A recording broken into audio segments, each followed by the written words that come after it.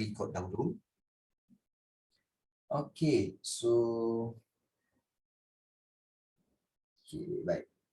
So kita akan lihat alat dasar ekonomi. Apa itu alat dasar ekonomi?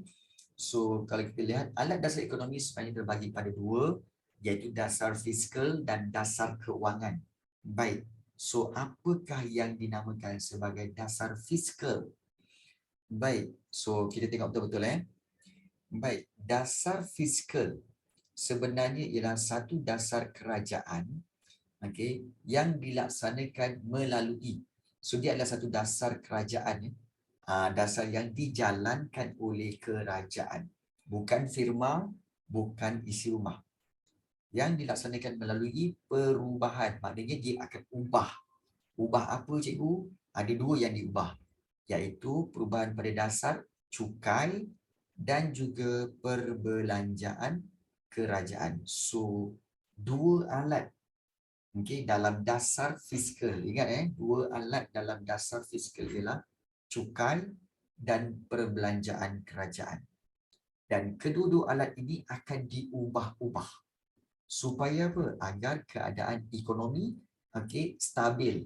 Ekonomi yang stabil dapat dicapai. Maknanya, kenapa diubah cukai? Kenapa diubah perbelanjaan kerajaan?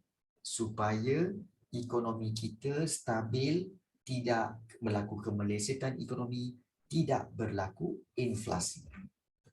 Jadi, kedua-dua ini perlu diubah, dimanipulate.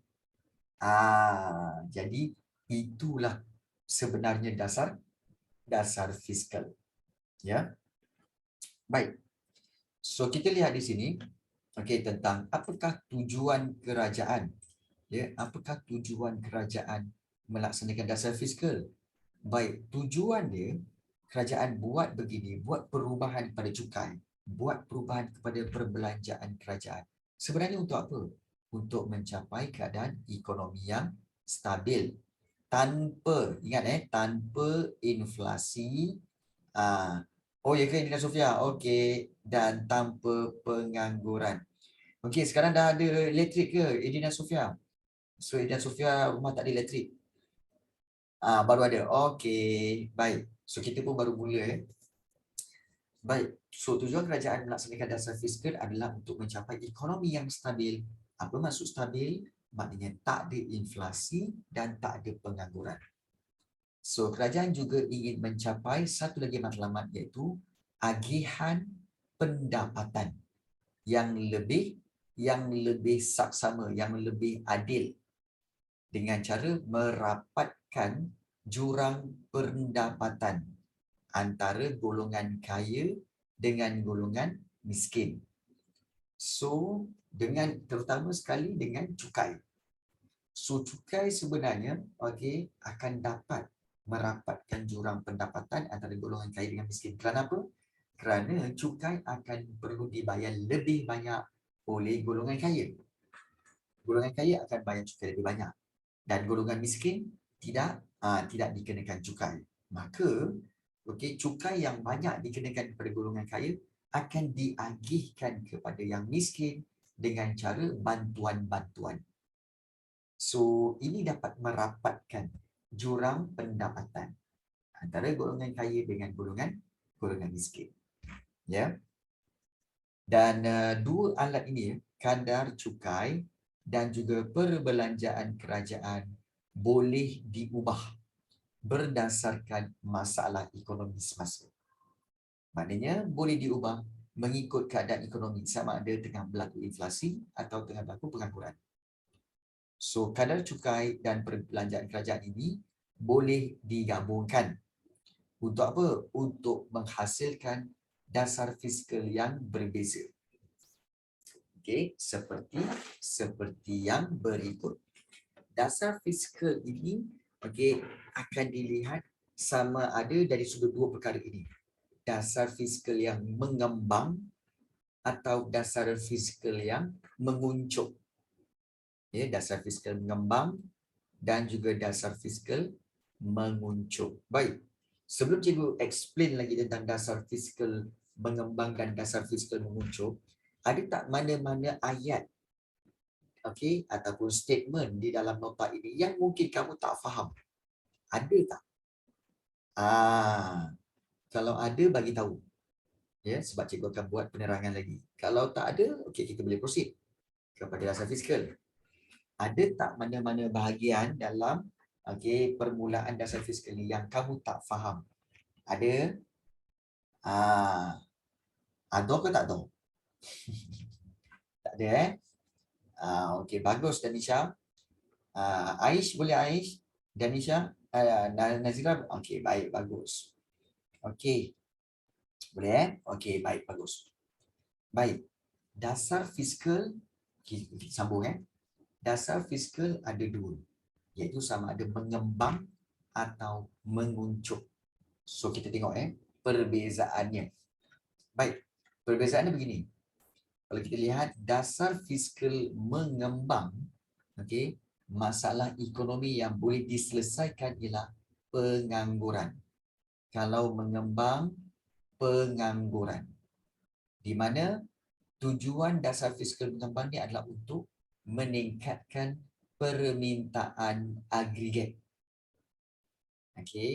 Dan bagaimana bagaimana dasar fiskal ini dibuat dan bagaimana dasar fiskal ini berjalan dan bertindak, iaitu dengan kadar cukai, iaitu menurunkan kadar cukai, ataupun perbelanjaan kerajaan dengan meningkatkan perbelanjaan kerajaan.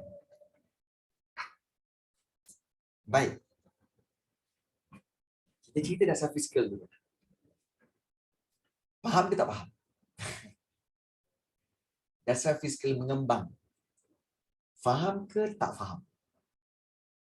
Tak. Danisha kata tak. Okey. Nazira? Aish? Tak juga. Okey, baik, bagus. Ulang cikgu? Okey, dia begini.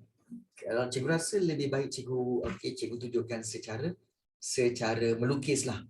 Cikgu lukislah cikgu lukis. Baik. Baik. So cikgu buat macam ni. Baik.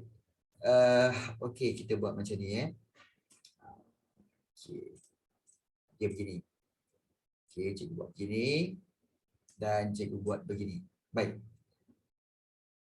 Alright. So katakanlah keadaan ekonomi kita sekarang ini adalah begini. Okey, dia menurun. Ini keadaan ekonomi kita Ini keluk ke cikgu? Ya, betul. Tapi ini bukanlah keluk sebenarnya. Ini adalah menunjukkan keadaan ekonomi kita. Okey, keadaan ekonomi kita, di mana ini adalah ekonomi kita yang sebenarnya kita kata pertumbuhan ekonomi kita menurun. Ya.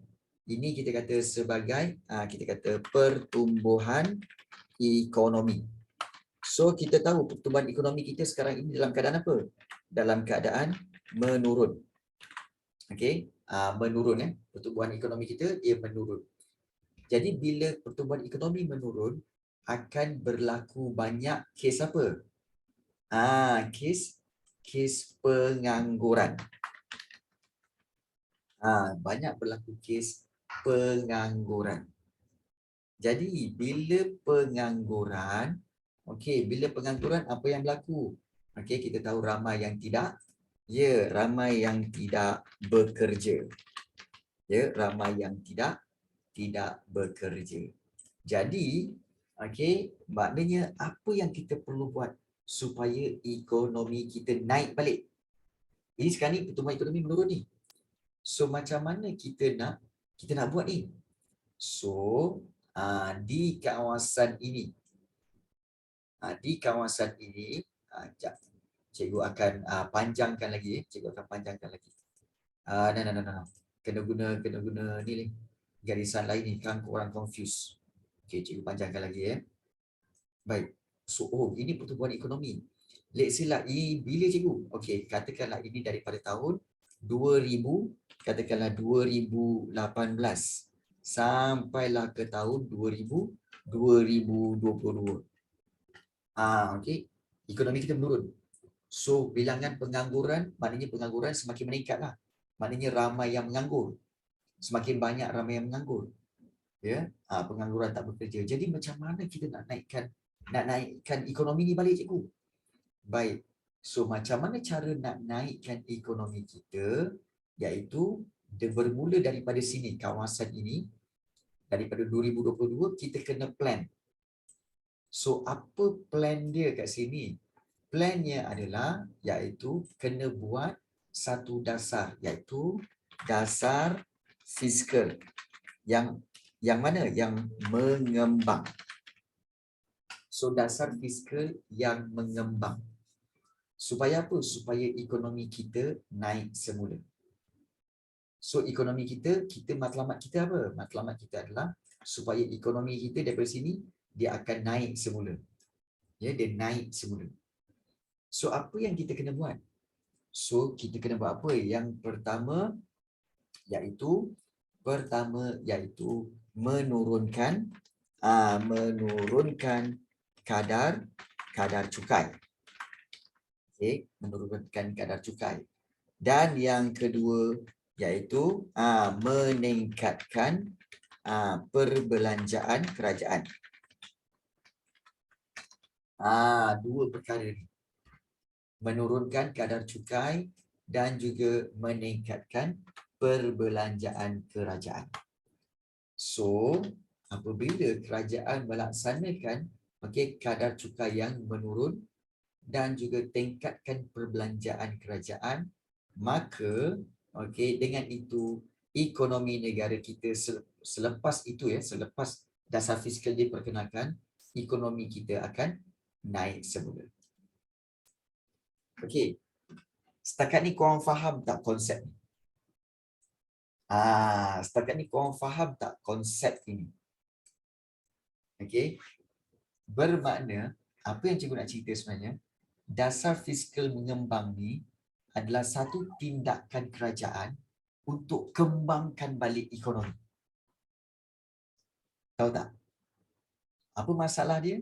Pengangguran. Masalah utama pengangguran. So, bila ekonomi menurun, apa yang kerajaan patut buat? Ekonomi menurun ni. So, ini adalah ruangan untuk apa? Ruangan untuk tindakan kerajaan. It's okay, Khairina. So, ini adalah tindakan kerajaan. Ya, betul. Betul, Danisha. So, ini adalah tindakan kerajaan. Apa kerajaan kita buat? Dasar fiskal memperkenalkan. Dasar fiskal mengembang. Maksudnya apa? Dasar fiskal untuk mengembangkan ekonomi semula. Dengan cara apa? Turunkan kadar cukai dan juga yang kedua, meningkatkan perbelanjaan kerajaan. Okay. Dengan kedua-dua cara ini, dengan dasar fiskal mengembang ini, menurunkan kadar cukai dan meningkatkan perbelanjaan kerajaan, ekonomi kita akan meningkat ke atas. Nampak tak? Dan akan mengurangkan dan akan menyelesaikan masalah pengangguran.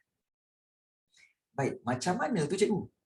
Ini kamu akan tanya.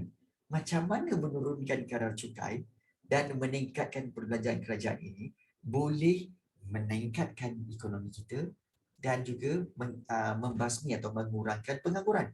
Macam mana tu cikgu? Okey. So di sini yang kita nak bincangkan sebenarnya. Okey. Di sini yang kita nak bincangkan. Baik. Contohnya, cikgu tak nak pergi yang dasar fiskal menguncup dulu . So, cikgu nak pergi kepada dasar fiskal mengembang dulu. Okay, supaya kamu faham betul-betul. Okay, satu persatu. Kita tak nak serabut dengan kedua-dua benda yang bercampur aduk. Kita ambil dulu dasar fiskal mengembang. Baik, dasar fiskal mengembang, kalau kamu tengok sebelah kiri, bertujuan meningkatkan permintaan agregat melalui penurunan kadar cukai dan pertambahan perbelanjaan kerajaan. Permintaan agregat maknanya permintaan keseluruhan pasaran. Maknanya kalau permintaan negara kita, seluruh penduduk negara kita buat permintaan, itu dipanggil permintaan agregat. So, dasar fiskal mengembang, ini konsepnya dasar fiskal mengembang digunakan ketika ekonomi mengalami kemelesetan dan menghadapi masalah pengangguran. So, kadar cukai diturunkan. Kenapa kadar cukai diturunkan?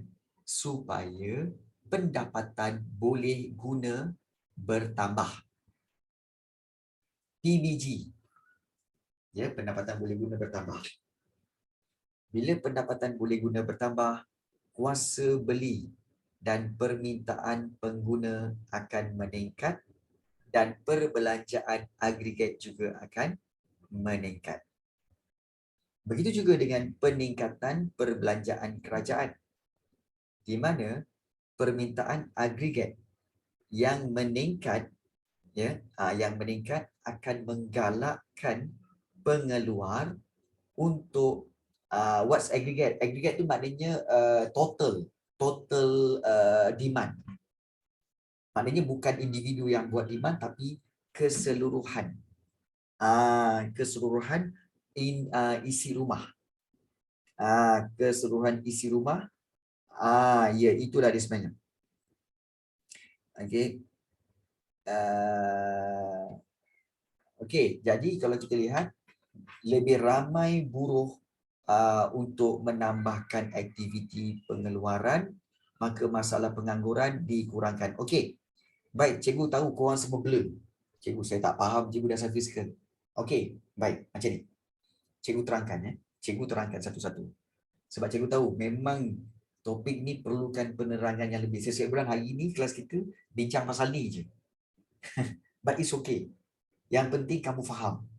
Ya, yang penting kamu faham. Sebab dalam ekonomi, faham konsep itu sangat penting. Baik. So, kita kembali kepada whiteboard tadi. Okey. Kita tengok Okey, ini keadaan semasa 2018 hingga 2022 pengangguran. Bila pengangguran maknanya ekonomi tengah apa? Tengah kemelesetan ekonomi. Betul? Kemelesetan ekonomi. So, berlaku pengangguran. Okey. Jadi, tindakan kerajaan, macam cikgu dah cakap tadi, okey, tindakan kerajaan di sini, okey, di ruangan hijau ni, ini tindakan kerajaan. Iaitu guna dasar fiskal. Ya, guna dasar fiskal mengembang. Maka macam mana dasar fiskal mengembang? Iaitu pertama, menurunkan kadar cukai dan meningkatkan perbelanjaan kerajaan. Baik, macam mana turunkan kadar cukai ni boleh membantu cikgu? Baik, begini. Okey, kita tengok kita ambil simple. Okey, cukai. Okey, bermula semuanya dengan kita ambil kadar cukai, menurunkan kadar cukai, menurunkan kadar cukai. Baik, macam mana kaedah dia ni cikgu? Okey, dia macam ni. Okey, baik. Pertama sekali, kalau kita lihat apa yang dibuat, kita nak tengok tentang pendapatan individu. Pendapatan individu, kita tahu kan pendapatan individu, maknanya pendapatan isi rumah. Dia orang dapat daripada mana? Okey, pendapatan individu iaitu dapat daripada gaji, kemudian allowance, kemudian juga sewa, kemudian juga komisen, kemudian juga untung. Ya, untung. Dan juga satu lagi iaitu apa? Gaji, sewa, untung dan juga kita kata dividen kalau pelaburan. So, apa juga pendapatan yang kamu dapat itu adalah pendapatan individu. Setuju? Setuju tak? Betul? Setuju pendapatan individu ialah semua pendapatan yang kamu ada. Gaji, allowance, sewa, komisen, untung, dividen. Betul? Betul Baik. So, kemudian pendapatan individu ini akan ditolak. Betul tak? Tolak dengan apa? Tolak dengan potongan wajib. Apakah potongan wajib? Iaitu yang pertama KWSP. Okey, kemudian apa lagi? Okey. Siapa ingat? KWSP, zakat, lagi apa? Perkeso, betul? Dan juga cukai. Nampak tak kat sini ada perkataan cukai. Kat sini. Nampak tak? Ada perkataan cukai. So, potongan wajib adalah cukai. So, bila potongan wajib, pendapatan individu tolak potongan wajib, maka hasilnya apa? Hasilnya adalah pendapatan, pendapatan boleh guna, iaitu PBG. Dan pendapatan boleh guna akan digunakan untuk apa? Pendapatan boleh diguna ni akan dibuat untuk apa? Pertama, tabungan, dan yang kedua perbelanjaan perbelanjaan pendapatan. Betul? Okey. Baik. So ini struktur pendapatan boleh guna. Korang faham tak ni? Setakat ni korang boleh faham tak? Boleh faham Komisen tu macam mana? Komisen tu sebenarnya apabila kamu jual barang, jual barang orang lain dan kamu dapat komisen. Contohnya macam kamu buat dropship. Orang tu kata apa? Kau jual satu barang ni, contohnya kamu jual lampu ni, aku jual kat kau, harga dia ialah RM10. Kalau kau jual barang ini, komisen kau ialah 10%. 10% daripada harga barang itu. Kalau harga barang itu RM10, bermakna komisen kamu ialah RM1 bagi setiap barang. So itu komisen yang diberi oleh penjual kepada kamu untuk kamu jual kepada orang lain. Itu komisen lah. Dividen adalah sebenarnya keuntungan daripada pelaburan kamu. Contohnya kalau kamu banyak invest ataupun melabur dalam saham. Bila saham, contohnya Amanah Saham Bumiputera, Amanah Saham Nasional. Bila kamu beli saham kat situ, contohnya kamu beli katakanlah kamu beli dalam 1,000 unit saham. Yang berharga RM2.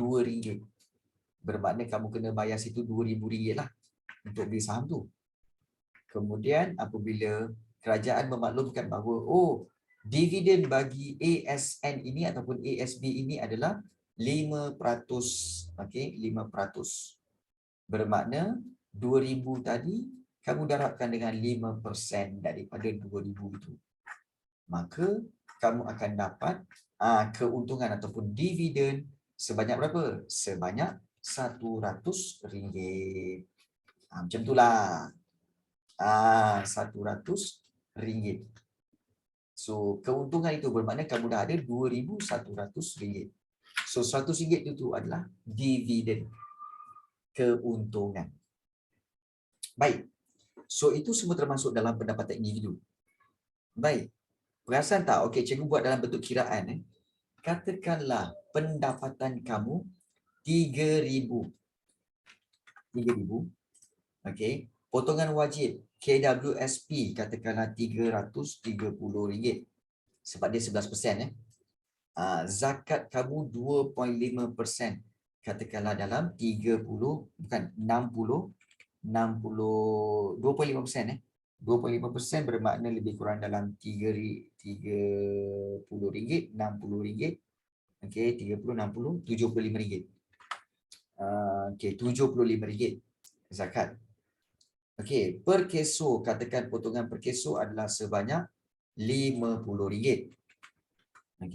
Dan cukai yang dikenakan ke atas kamu, katakanlah sebulan sebanyak RM120. Cukai. Maka di sini dah berapa ni? Kalau kita campurkan sekejap. Kalau kita campurkan 330, mana pula aku punya kalkulator ni. 330 campurkan dengan 75, campur dengan 50, campur dengan 120. So kamu, potongan wajib kamu sebenarnya total dia adalah 550. Bermakna pendapatan boleh guna kamu berapa sebenarnya? 3,000 tolak RM550. Maknanya apa? 3,000 tolakkan RM550. So, kamu dapat berapa? Dapatlah dalam 2450. So, 2450 inilah pendapatan boleh guna yang mana kamu boleh buat untuk simpanan tabungan. Okey, mungkin tabungan kamu di sini adalah katakan tabungan kamu di situ adalah mungkin sebulan kamu simpan RM1,000. Oh, okey, RM1,000 yang simpan RM1,000 dan kamu belanjakan pula. Okey, belanja kamu adalah sebanyak RM1,450. Betul? 1,450 kamu belanja. Bayar bil, bayar duit kereta tu semua. Baik. Setakat ni faham tak apa yang cikgu lukis kat sini? Apa yang cikgu tunjukkan pengiraan ni? Setakat ni faham tak? Faham Okey, faham Ini semua adalah satu set pendapatan boleh guna. Baik. Bagaimana menurunkan kadar cukai ini boleh membantu kemelestarian ekonomi? Baik. Kalau kita lihat di sini, katakanlah pendapatan yang sama tetapi kita buat set yang baru. Okey. KWSP memang tak boleh nak ubah. Okey. RM330. Okey. Zakat pun tak boleh nak ubah, RM75. Okey. Kemudian perkeso pun tak boleh ubah, RM50. Tapi katakanlah kadar cukai dikurangkan kepada RM60 sahaja. Ya, RM60 sahaja. Ataupun mungkin kita boleh ambillah RM50. Okey, RM50 sahaja. Jadi, berapakah total bagi potongan wajib? Potongan wajib, okey, 330 campur 75 campur 50 campur 50. So, bermakna, okey, 430 campur dengan 75, 430 campur 75 berapa? Okey, 505. Betul? Betul ke 505? Okey, 430 505. Ya, betul. 505. Nampak tak di sini? Ni nak cikgu nak tunjuk betul-betul ni. Nampak tak kat sini perbezaan potongan wajib 550 dengan 505? Nampak tak perbezaan tu? Kenapa potongan wajib berbeza? Nampak tak cukai yang berbeza? Ya, cukai yang berbeza. Bila cukai itu berbeza, maknanya cukai itu telah diturunkan. Bila cukai diturunkan, bermakna bagaimana pendapatan boleh guna kamu juga akan berbeza. Iaitu 3,000 tolakkan dengan 505. Okay. 505. So, berapakah kamu punya pendapatan boleh guna? Pendapatan boleh guna kamu akan menjadi berapa? Iaitu menjadi 2. Okey, 24. Berapa Okey, 2495. Bukan. Sekejap. Okey, 3,000 tolakkan dengan 505. 2495. Ya, 2495. 2495. Nampak tak ada pertambahan kat sini? Nampak tak ada pertambahan di sini? Nampak tak ada pertambahan di situ? Dan katakanlah kamu juga buat simpanan yang sama, simpanan ataupun tabungan adalah tetap 1,000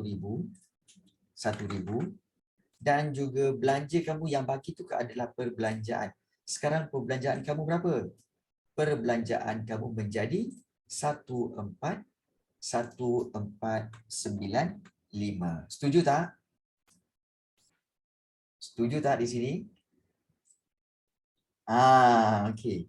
So kita nampak jelas bahawa pendapatan boleh guna telah bertambah daripada 1450 menjadi 1495. So, kenapa boleh bertambah ni cikgu perbelanjaan pendapatan? Ada tambahan lagi lah RM45. Sebab apa? Sebab potongan potongan cukai. Nampak tak kat sini? Pengurangan cukai. Pengurangan cukai di sini daripada 120 kurangkan kepada RM50. So bila turunkan cukai, maka kalau kita lihat akan menyebabkan pertambahan perbelanjaan pendapatan, iaitu daripada 1450 kepada 1495. Jadi bila bertambah, jadi cikgu apa signifikannya dengan penambahan RM45 ni? Ingat, bila bertambah RM45 sekalipun, okey, maka permintaan akan bertambah. Macam kamu bila kamu daripada sebelum ni ada 1450, sekarang ada 1495. Bertambah lah pula. Kan? Aku nak belanja untuk apa ni? Oh, belanja lagi lah. Ya, kuasa beli meningkat. Kamu mampu beli lebih banyak barang berbanding sebelum ini. Maka dengan amount yang baru ini, maka kamu perbelanjaan pendapatan kamu akan meningkat. Bila semua orang dapat pengurangan cukai, semua orang dapat dapat tambahan duit RM45 ataupun RM80 berapa sekali lah, dapat pertambahan duit kerana pengurangan cukai ini, maka mereka akan meningkatkan permintaan, betul tak? Mereka akan meningkatkan perbelanjaan. Bila meningkatkan perbelanjaan satu Malaysia, okey, bukan pasu penawaran, permintaan banyak. Bermakna di sini bila duit bertambah, maka permintaan banyak. Bila permintaan banyak, maka ekonomi perlahan-lahan akan naik semula. Kerana apa? Kerana permintaan bertambah. Ini cerita tentang apa, cikgu? Ini cerita tentang tentang apabila menurunkan kadar cukai. Iaitu cerita tentang apa? Tentang menurunkan kadar cukai. Apa yang berlaku? Bila menurunkan kadar cukai, kita tahu bahawa pendapatan individu, dan juga potongan wajib serta pendapatan boleh guna akan memberi kesan. Nampak tak? So, memberi kesan kepada pendapatan boleh guna. Bila cukai diturunkan, especially apakah yang kerajaan akan buat, iaitu cukai ini. Inilah alat yang digunakan dalam dasar fiskal, menurunkan kadar cukai. Nampak tak? Dia punya kesan dia dan juga bagaimana ia berlaku. Tak faham bagi tahu. Jangan korang diam je, tak faham bagi tahu. Faham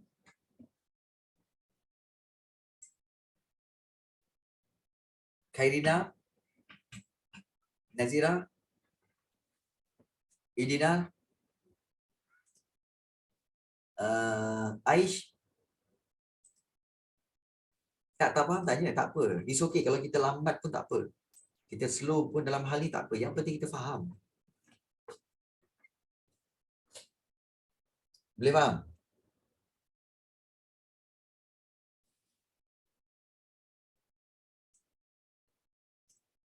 Boleh ke tak boleh ni? Boleh okey. So, Aish boleh Aish? Boleh. So kalau korang nak take notes, ambillah take notes ni. Boleh dah ambil notes ni. Kan kamu kamu tengok, kamu lukis, kamu tengok supaya apa?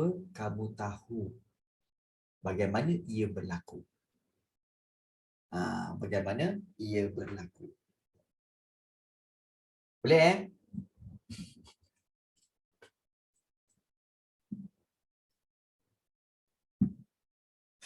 Okey. Baik. So Korang buat apa ni? Korang menyalin ke? Ke korang menengok je? Kalau menyalin bagi tahu supaya cikgu boleh. Salin. Tengah salin. Salin. Nak salin. Nak salin tak apa. Ini contoh sebenarnya dan contoh ini untuk apa? Pemahaman kamu. Supaya kamu nampak jelas. Okey. Perjalanan dia.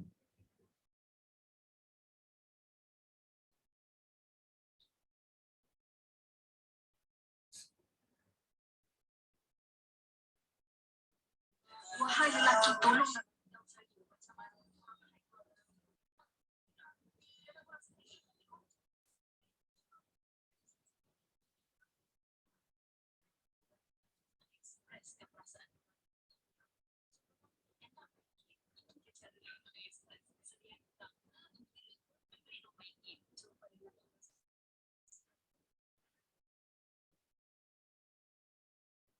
Okey.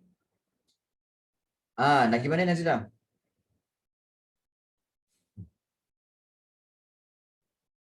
Lagi mana tu?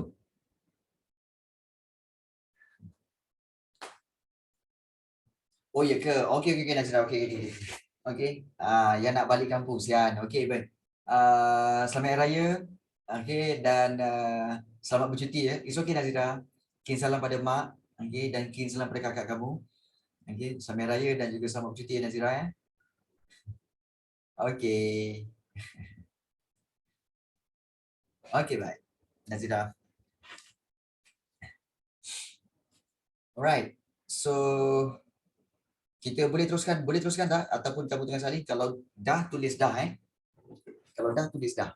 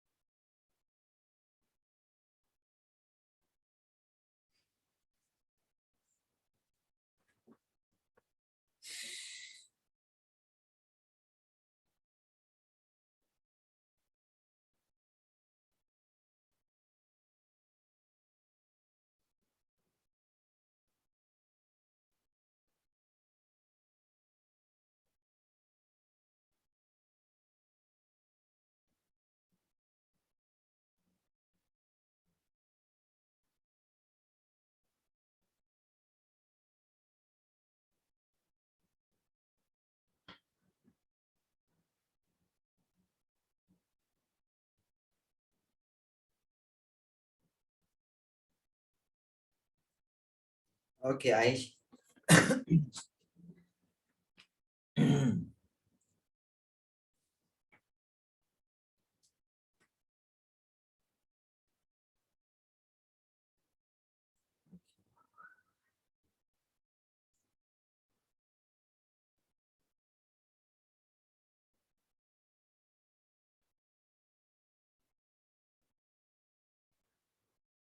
Alright.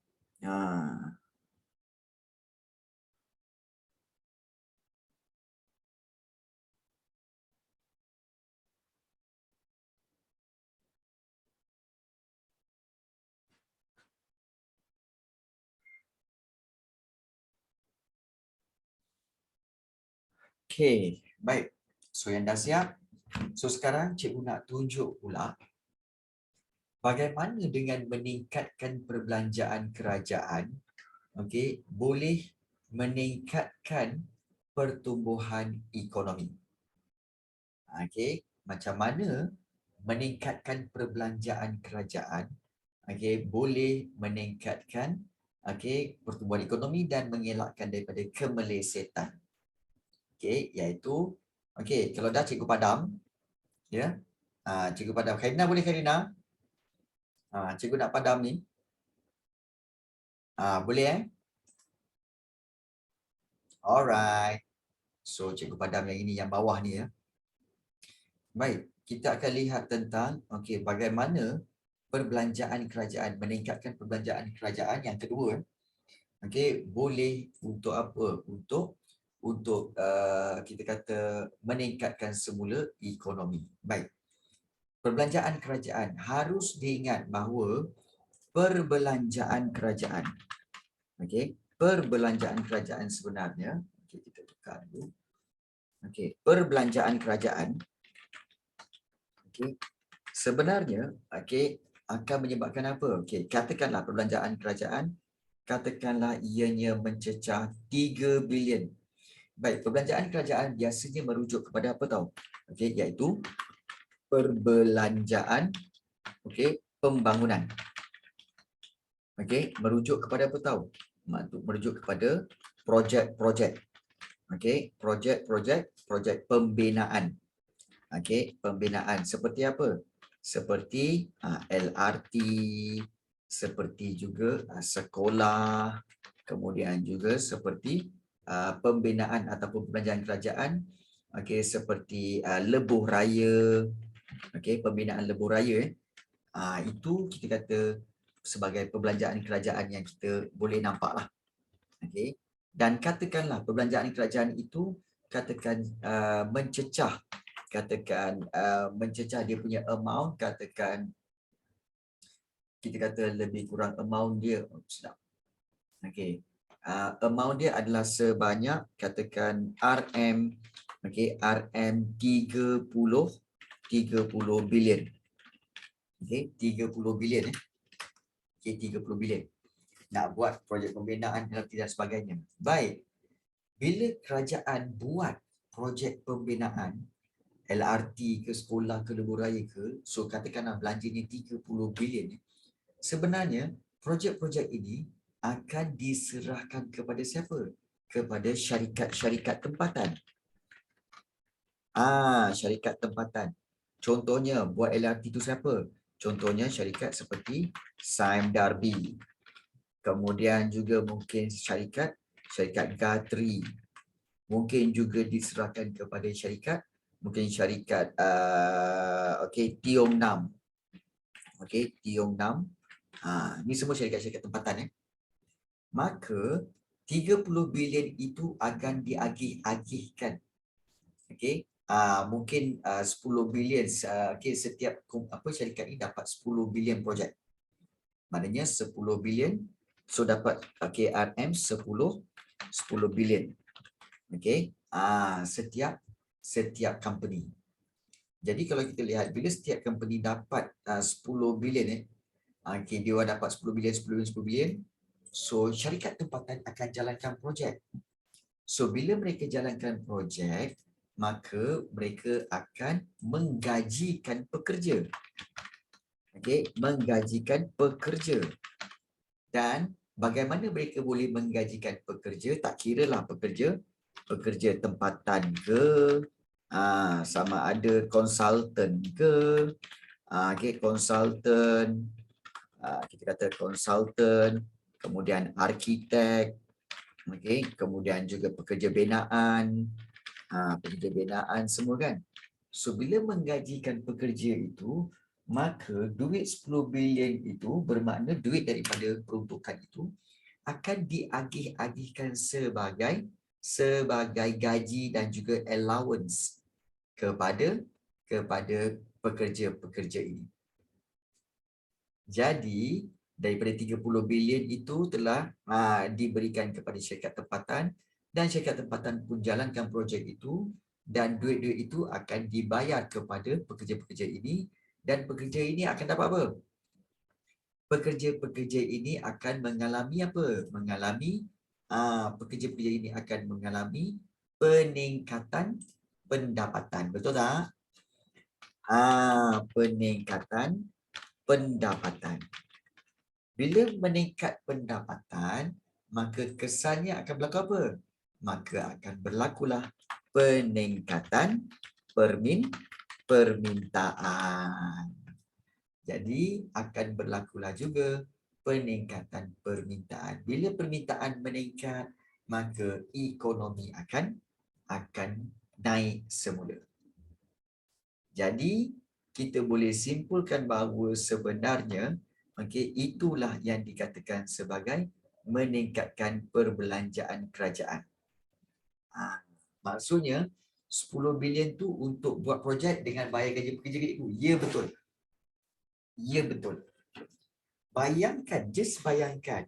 Kalau katakan kerajaan, dia tak buat. Kerajaan kata apa? Kami tak nak buat lah. Tak nak buat projek pembangunan. Kami tak nak buat LRT, tak nak buat sekolah, tak nak buat lebuh raya. So syarikat-syarikat tempatan ni ada job tak? Ada kerja tak? Tak ada. Bila syarikat tempatan tak ada kerja, bagaimana dengan pekerja-pekerja tempatan? Pun tak ada kerja. Bila tak ada kerja, tak ada gaji. Bila tak ada kerja, tak ada gaji, maka tak ada pendapatan. Bila tak ada pendapatan, boleh buat permintaan? Tak boleh. Nampak tak kat situ? Pentingnya perbelanjaan kerajaan. Supaya duit kerajaan daripada yang 30 bilion tu akan turun kepada syarikat-syarikat bawahan, dan syarikat-syarikat bawahan akan beli prasarana, akan beli bahan-bahan nak buat, akan bayar gaji pekerja, maka berlakulah peningkatan pendapatan dan peningkatan permintaan.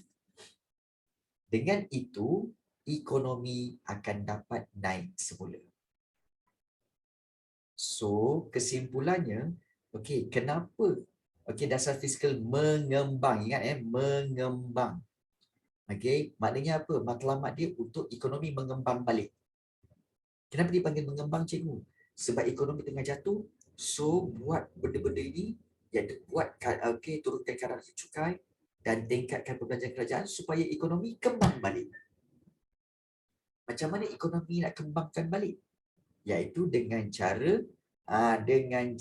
iaitu turunkan kadar cukai dan juga tingkatkan perbelanjaan kerajaan. Kenapa kedua-dua ini penting? Dua-dua ni sebenarnya matlamat dia sama. Apakah matlamat dia? Matlamat dia untuk pertama untuk meningkatkan pendapatan, dan daripada situ akan membawa kepada meningkatkan, ini paling penting, permintaan. Betul tak?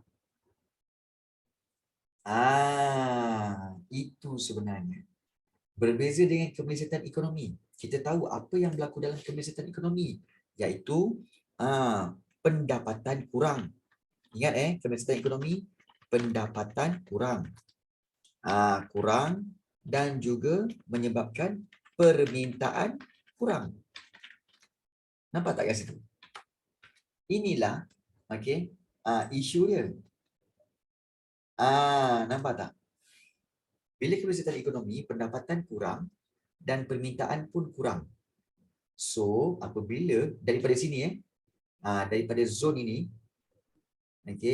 so kemudian kerajaan bertindak dengan dasar fiskal, so dasar fiskal mengembang, menurunkan kadar cukai, meningkatkan perbelanjaan kerajaan. Dengan itu dapat meningkatkan pendapatan dan dapat meningkatkan semula permintaan, maka ekonomi pun akan naik semula. Faham tak?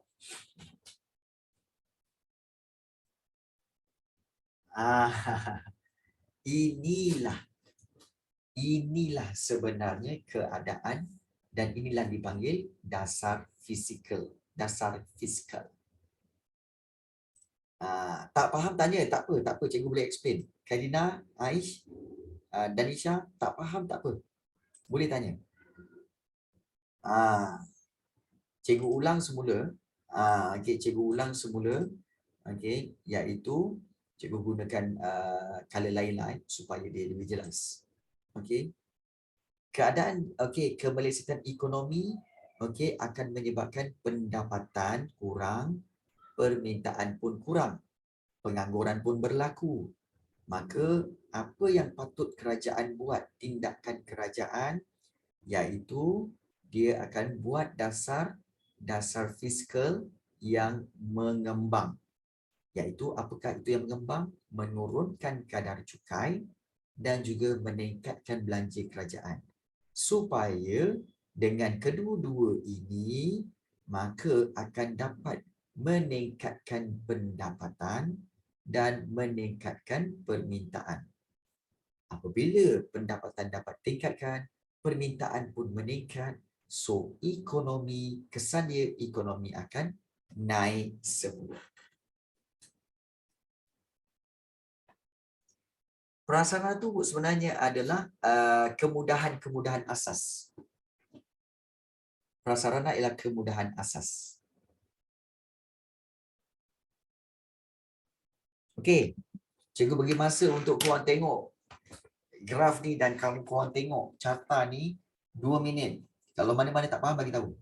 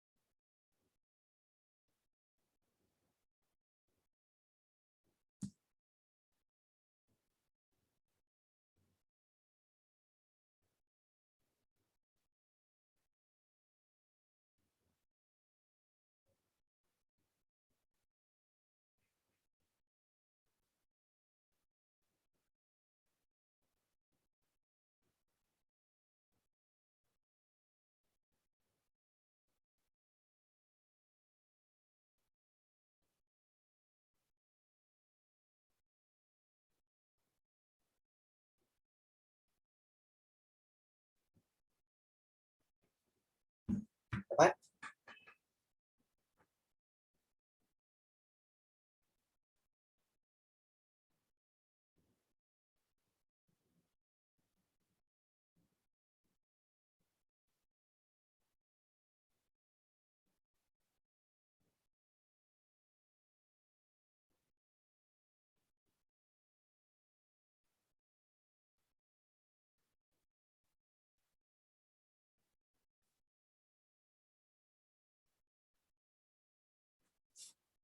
Korang ni menyalin ke apa?